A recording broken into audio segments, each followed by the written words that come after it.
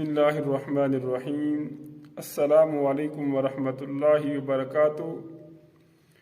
برادران اسلام، الکرم آفیشیل کے plate form سے ایک اور نئی ویڈیو کے ساتھ حاضر ہوں۔ آج میں اپنے ویورز کے ساتھ کریم آقا علیہ السلام کا ایک ایسا فرمان معظم شیئر کروں گا جس میں رسول کریم صلی اللہ علیہ وآلہ وسلم نے فرمایا ہے کہ بندہ کس بنیاد پر جنت میں جائے گا۔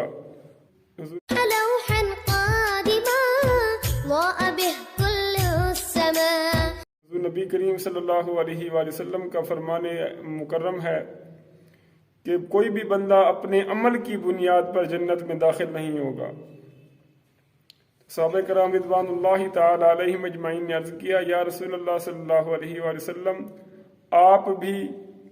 تو حضور صلی اللہ علیہ وسلم نے فرمایا جی ہاں میں بھی، البتہ رب العزت مجھے اپنی رحمت میں ڈھانپ لے۔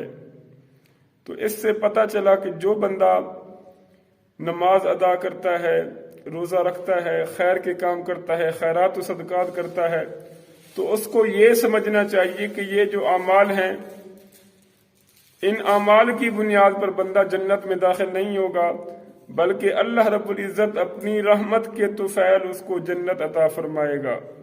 سبحان اللہ۔ اللہ اللہ اللہ اللہ اللہ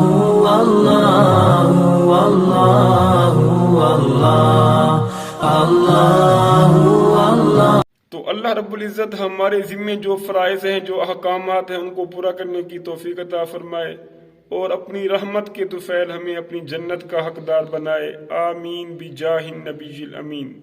اللہ اللہ